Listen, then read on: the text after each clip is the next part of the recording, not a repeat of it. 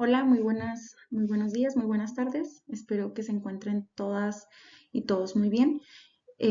Pues me da mucho gusto poderlos saludar, poder interactuar, aunque sea por una sesión asincrónica el día de hoy con ustedes. Les envío un cordial saludo. Mi nombre es Ileana Aguirre, soy psicóloga del Servicio Jesuita Migrantes y el día de hoy voy a compartir con ustedes el tema estrategias para realizar entrevistas a niñas, niños y adolescentes.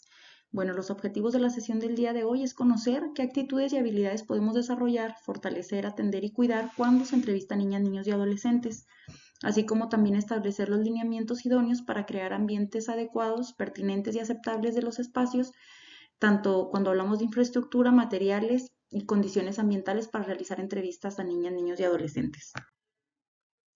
Bueno, aquí comparto con ustedes una frase que me parece interesante para analizar de Emmanuel Kant y dice, cuando algo tiene precio, en su lugar puede colocarse algo diferente como equivalente. En cambio, aquello que está por encima de todo precio no tiene ningún equivalente, tiene dignidad. Muy bien. Bueno, nuestras acciones como funcionarias y funcionarios públicos, trabajadoras y trabajadores humanitarios, debemos adoptar pues una serie de conductas que nos permitan y les permitan también a los niños, niñas y adolescentes el ejercicio pleno de sus derechos, eh, evitando, ¿verdad?, el menos daño posible, evitando esta acción sin daño, evitando revictimizarlos, evitando que gocen de una atención plena, respetuosa y responsable por parte de nosotros. Entonces, bueno, iniciando porque hay que reconocer que cualquier niña, niño o adolescente, sin importar ninguna característica en particular, nacionalidad, edad, estatus socioeconómico, estatus migratorio, etcétera, todas y todos tienen los mismos derechos y tienen derechos, ¿verdad? Eh, nosotras y nosotros, sin excepción, debemos situarlos como prioridad por encima de la visión de lo que las personas adultas consideran que es lo más importante para ellos, sino que debemos de reconocerlas y reconocerlos, respetarlas y respetarlos en sus derechos. Las personas que son encargadas de la toma de decisiones públicas o en el ambiente privado debemos dirigir nuestras acciones observando en todo momento el impacto de estas decisiones en la vida de las niñas, niños y adolescentes en los contextos inmediatos, medianos y a largo plazo. Mejorando nuestras capacidades para identificar y prevenir y atender los casos de riesgos para niñas y adolescentes, nosotros podemos garantizar la no repetición de violaciones a sus derechos humanos, establecer medidas alternativas de cuidados, garantizar la efectividad en la restitución de derechos que les hayan sido vulnerados, fortalecimiento familiar, promoviendo la crianza positiva, resolución pacífica de conflictos y la construcción de una cultura de paz. Reconocer y modificar las prácticas que vulneran los derechos de las niñas, los niños, las y los adolescentes y promover espacios donde se puedan desarrollar de manera integral niñas, niños y adolescentes. Algunas consideraciones. Bueno, ¿qué consideraciones debemos de tomar en cuenta cuando vamos a atender o entrevistar a una niña y un adolescente? Hay que entender que, bueno, que nosotros ya hemos alcanzado un periodo de maduración, ya hemos pasado ciertos estadios por los cuales ellos están atravesando, ¿verdad? El ser humano, pues, pasamos por o aprendemos por un desarrollo madurativo, el cual es un conjunto de cambios que se dan a lo largo del ciclo evolutivo y este incluye variaciones sistémicas y temporales. Por ejemplo, el desarrollo psicomotriz, vemos que los niños cuando recién nacen, pues a veces no tienen una postura, no pueden sentarse, por ejemplo, no pueden tomar objetos, no pueden jugar a la pelota, es decir, van pasando por un desarrollo desde el momento en que nacen, que es un constante desarrollo que les va a permitir adquirir habilidades. Van pasando también por el desarrollo del lenguaje. Vemos que cuando los niños son muy pequeñitos, pues por medio del llanto pueden encontrar, por ejemplo, consuelo, alimento, compañía, etcétera, hasta que puede, por ejemplo, ir emitiendo sonidos, posteriormente emitiendo palabras, hasta que puede formar oraciones y bueno, con las oraciones pues no termina el proceso del lenguaje ni tampoco el desarrollo cognitivo, sino que va evolucionando hasta que pueda ser capaz de deducir algo, de crear ideas, de darse cuenta de su propio pensamiento. Entonces, esto va a suceder en la edad adulta, es decir, que cuando son niñas y niños o adolescentes no tienen la capacidad, por ejemplo, de crear ideas por sí mismo, sino que son más conscientes acerca de lo concreto que les está sucediendo en el momento.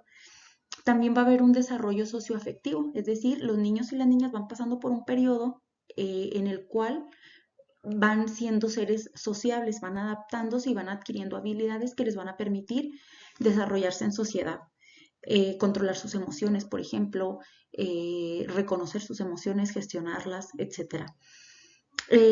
También pasan por el desarrollo de habilidades de autonomía. Sabemos que los niños y las niñas pequeñas pues no tienen esta habilidad de autonomía, no pueden valerse en el mundo por sí mismos, sino que necesitan ayuda.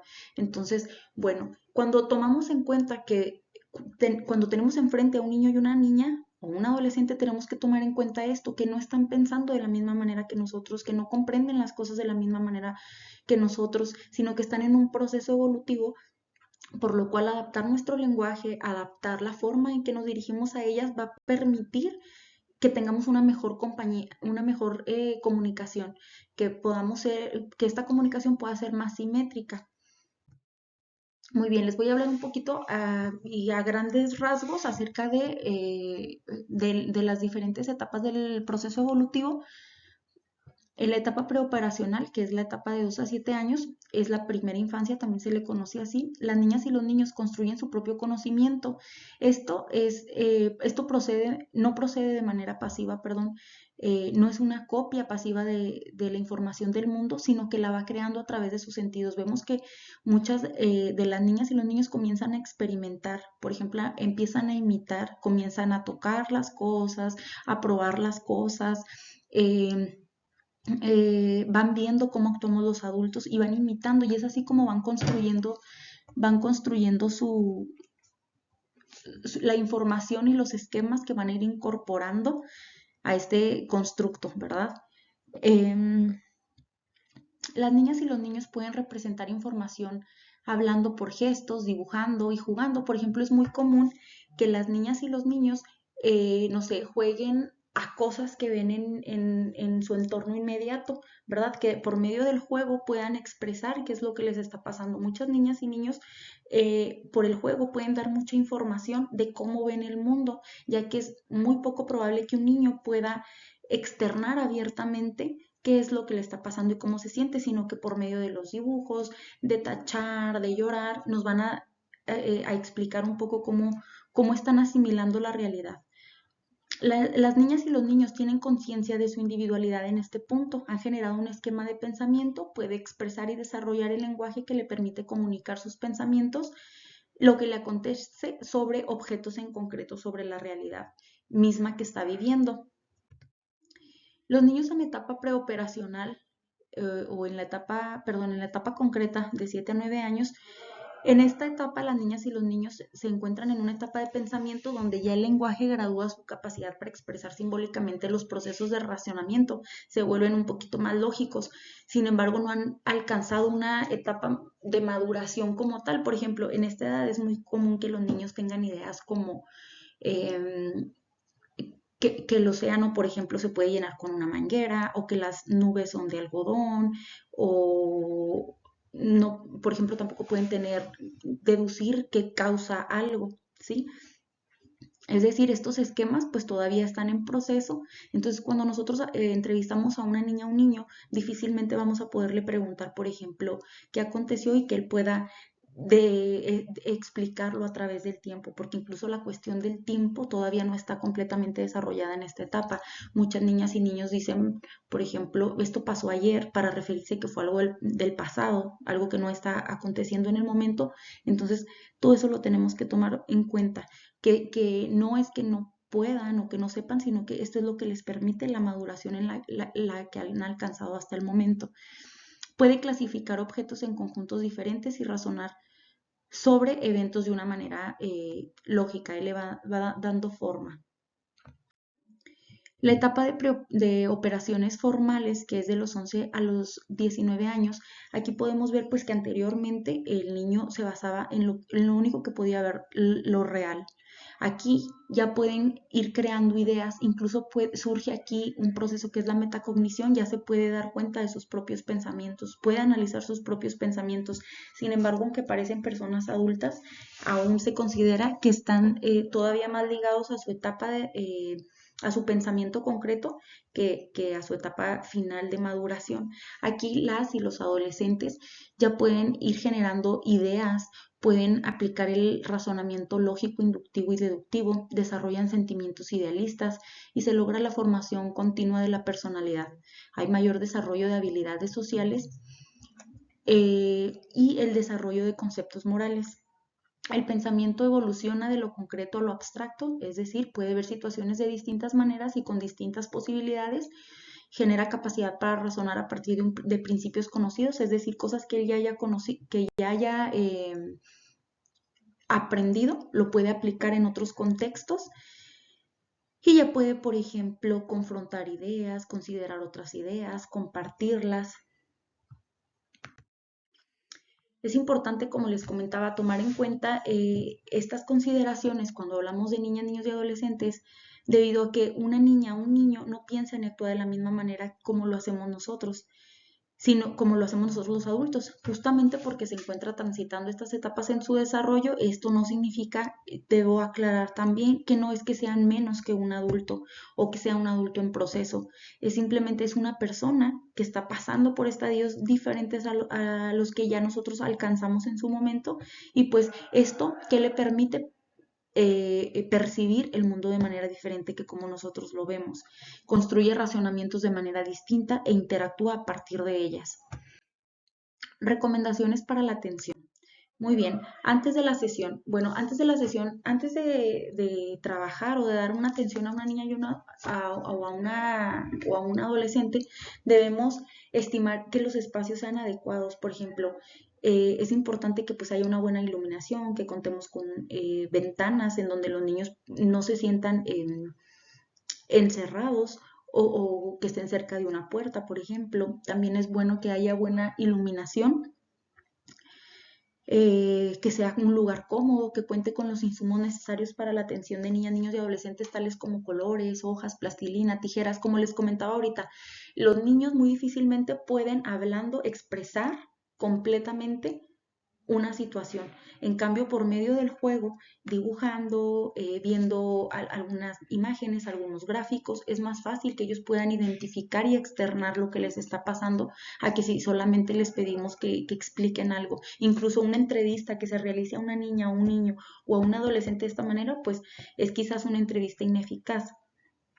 También debemos antes de la atención con una niña, un niño o un adolescente, es importante pues estar en constante capacitación, por ejemplo, conocer cuáles son los lineamientos de atención, los protocolos vigentes y pertinentes para niñas, niños y adolescentes, conocer acerca de primeros auxilios psicológicos para niñas, niños y adolescentes, estar sensibilizados y socializadas y en temas de protección para esta población. Quien entreviste a niñas, niños y adolescentes, pues debe sentirse más que nada y muy importante, debe desarrollar la habilidad de sentirse cómodo interactuando con ellos para poder moldear la entrevista a un estilo flexible y lúdico. Tome en cuenta que las y los niños y adolescentes tienen la posibilidad de atender y concentrarse en determinada actividad más por la razón que por la voluntad, por lo que las atenciones deben ser dirigidas con mayor apertura a la atención y no desde una perspectiva adultocentrista. Es decir, que le llame la atención, que pueda seguir participando. Muchas niñas y niños nos pueden platicar muchas cosas de cosas que han vivido, sin embargo, si el ambiente le parece inseguro, no se siente cómodo, nos ve como una autoridad, tiene miedo, no nos va a decir nada. Y esto no quiere decir que no esté pasando por una situación complicada o que merezca ser escuchado o que porque no lo dice pues no está listo para recibir la atención. Al contrario, hay que buscar las formas en que ellas y ellos puedan platicarnos, ¿verdad? A lo mejor por medio del juego, de dibujos, de imágenes, de pequeños videos. Es más fácil que podamos tener información y crear más empatía con las niñas y los niños. Bueno, durante la atención, En el primer contacto con una niña, una niña, un niño, un adolescente, debemos siempre presentarnos, decir de dónde venimos, cómo se llama nuestra organización, a qué nos dedicamos, qué es lo que hacemos, cuál es nuestro nombre. Siempre esto, pues yo creo que este primer momento es un momento muy importante para generar la confianza con ellas y ellos. Ponernos a su altura, tanto físicamente como mentalmente, es muy importante, ya que a ellos les va a crear un ambiente de confianza, que están platicando con alguien que no es una autoridad, sino que es alguien con quien pueden platicar. También es importante preguntar a la niña, niño y adolescente cómo prefieren que lo llamemos, ¿verdad? Esto también va a generar un ambiente de calidez, de escucha, de empatía, de, mm, de calidad, pudiéramos decir así.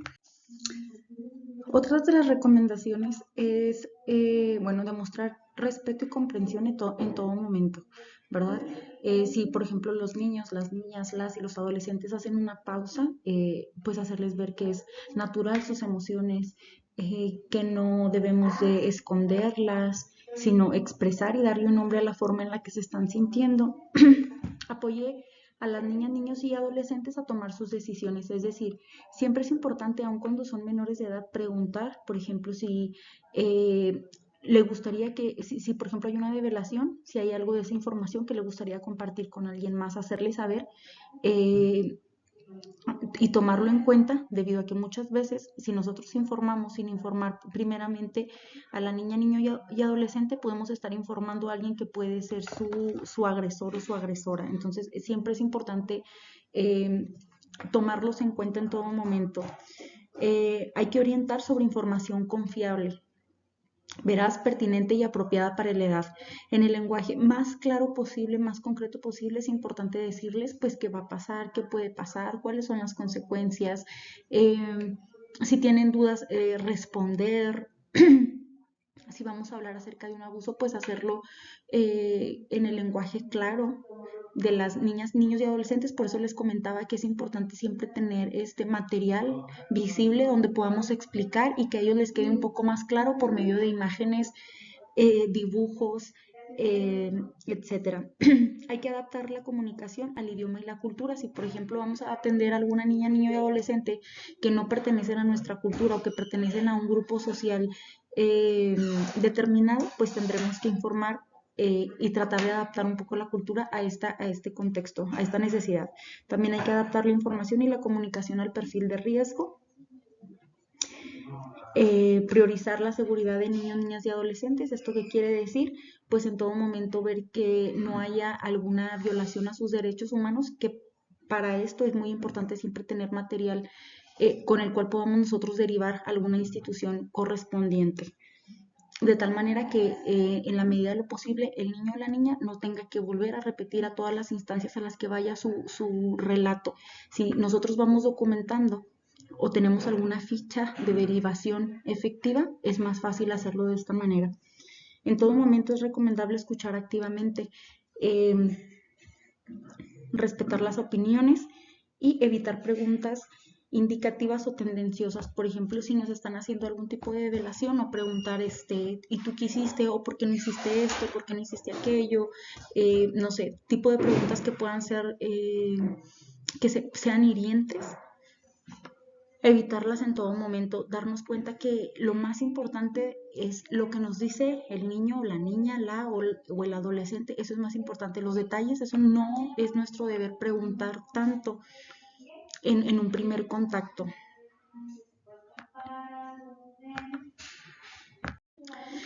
Durante la sesión que estemos atendiendo una niña o un adolescente, a una niña, un niño o un adolescente, es importante siempre revisar si hay alguna necesidad que no esté satisfecha. Por ejemplo, si vemos que está lastimado, y lo más importante es que haya cubierto sus necesidades básicas antes de darle u ofrecer alguna atención.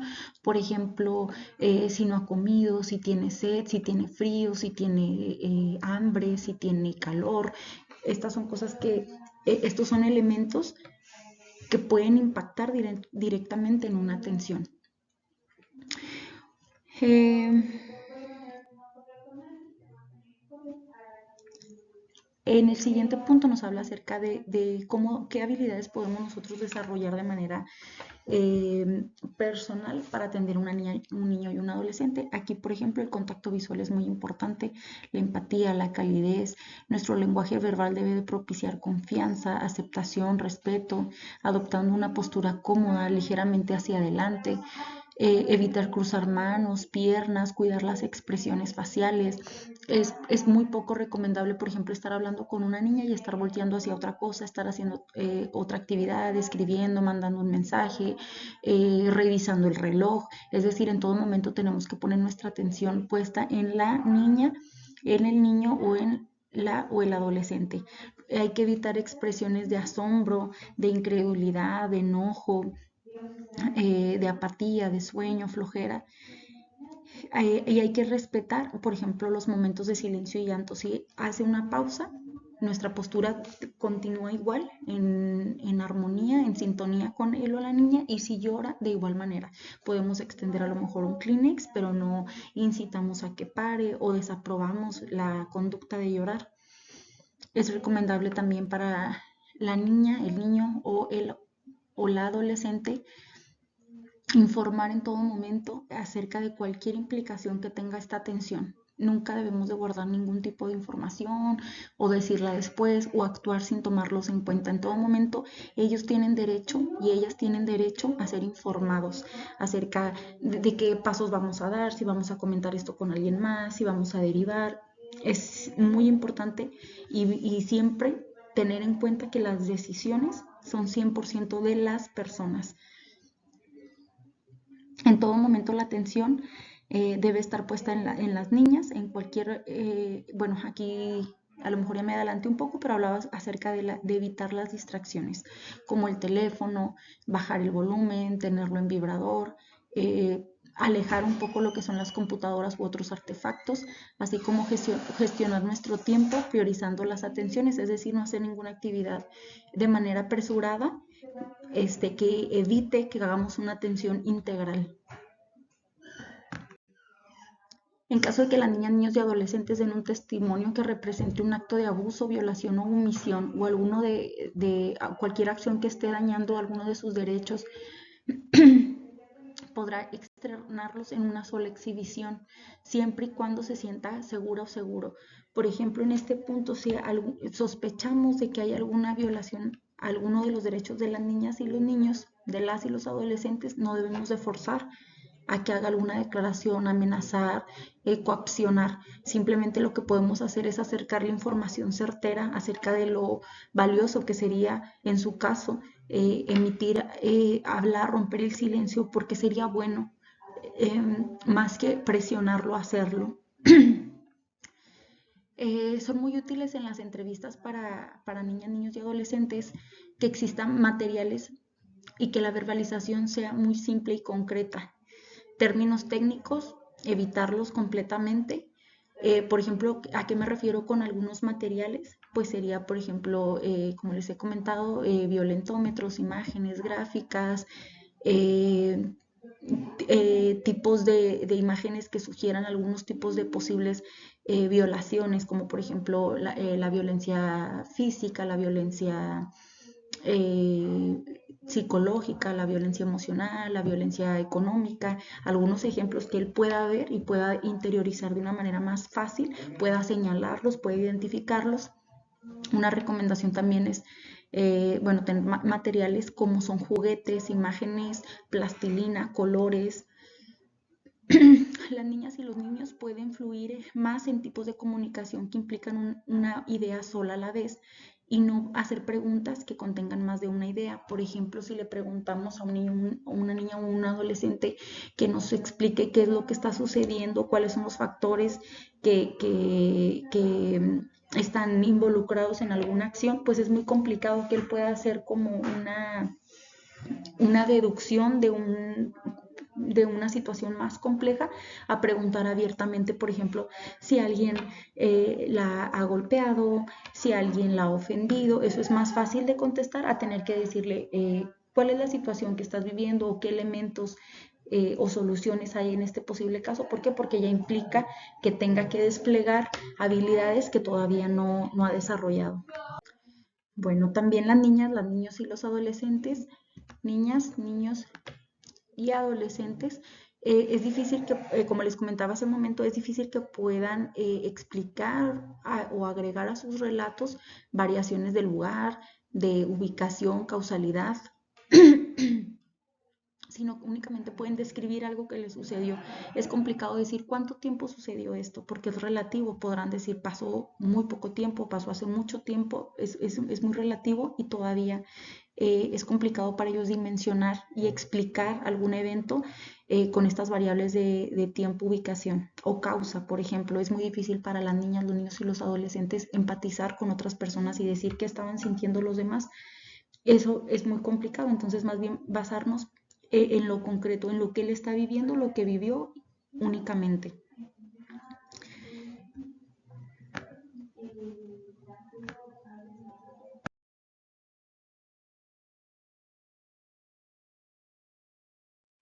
Las niñas, los niños y los adolescentes pueden dar relatos que a la vista de nosotros como adultos pudieran resultar un poco incoherentes o no tener sentido.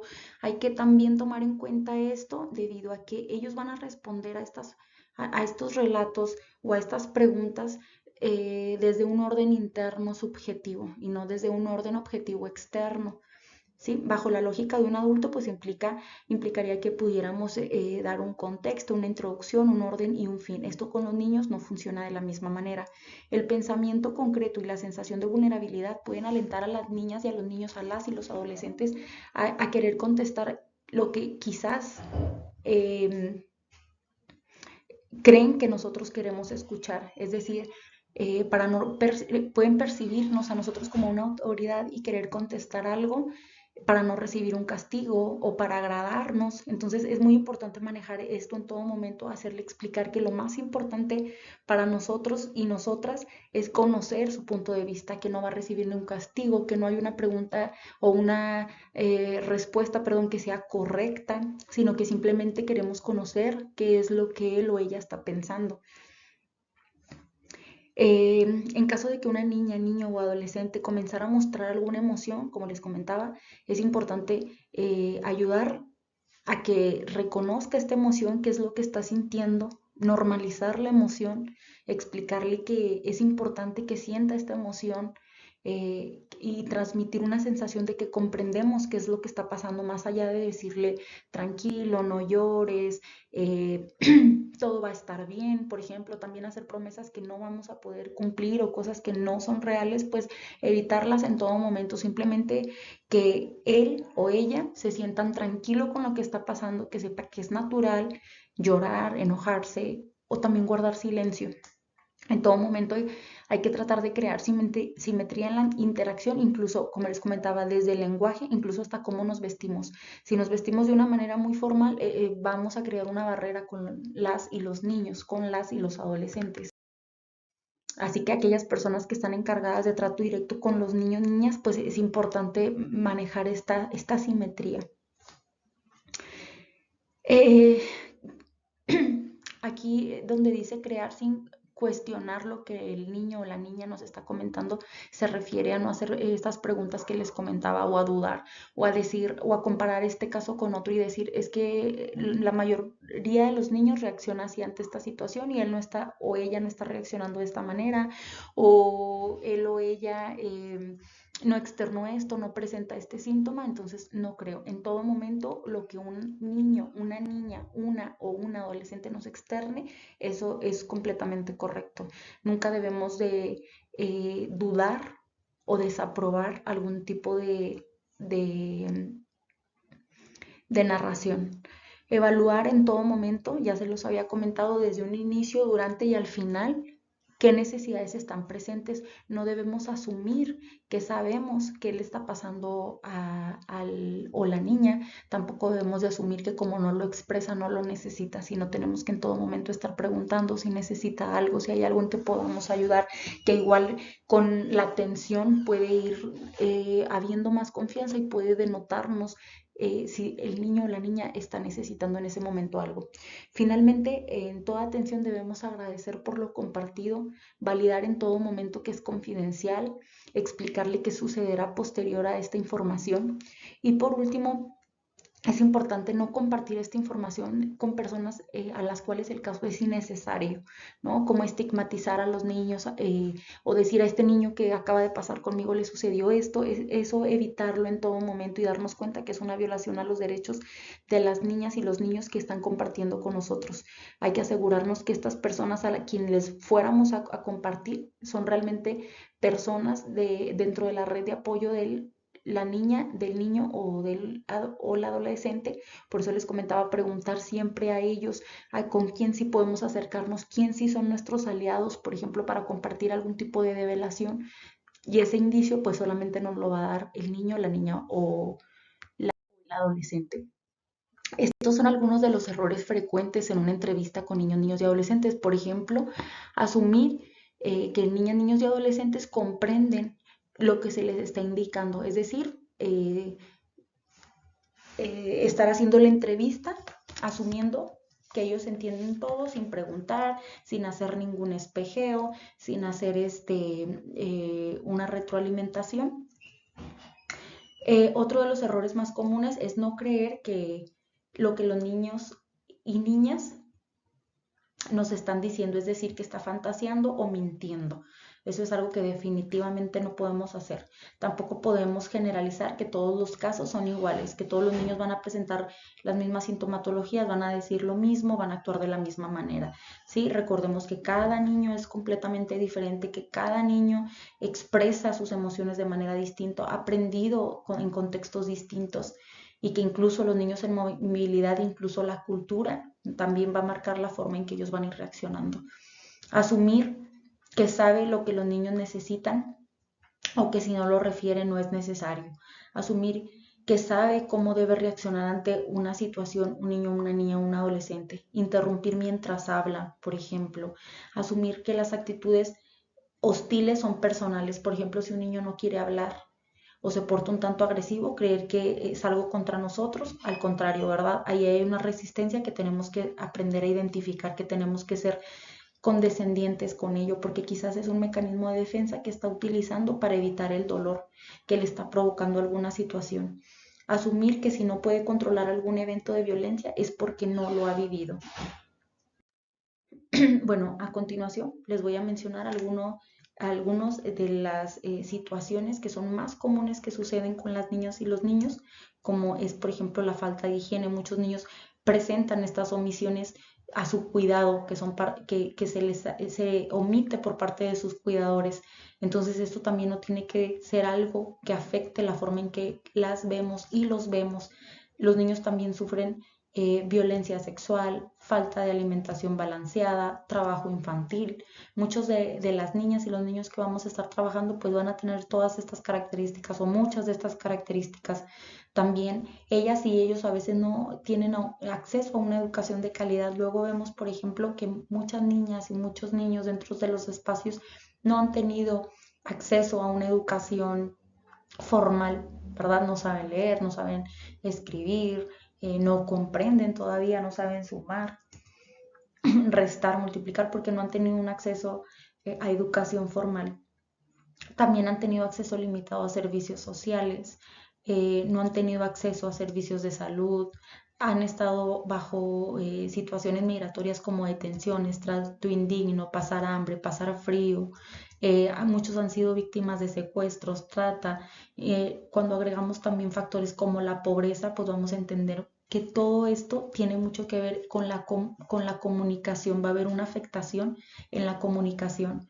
Han sufrido, por ejemplo, también discriminación, reclutamiento por parte de grupos delincuenciales. Algunos tienen o han sufrido en el trayecto o en su lugar de origen enfermedades, maltrato físico y emocional. Algunas y algunos han sido víctimas de violencia basada en género. Y todas estas situaciones tienen graves consecuencias para su desarrollo, para su salud física, mental y su bienestar integral.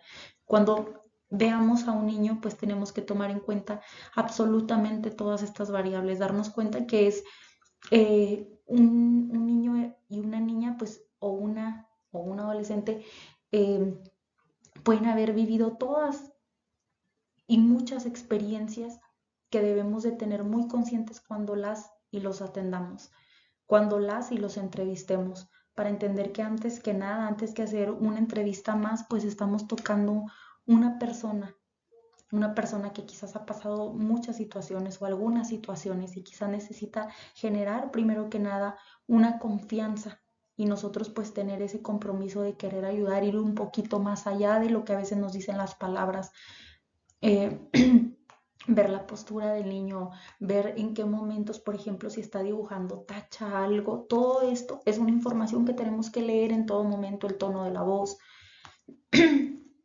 etcétera. Bueno, espero que este video les ayude, les clarifique un poco acerca de cuál es la atención que debemos de brindar a niñas, niños y adolescentes.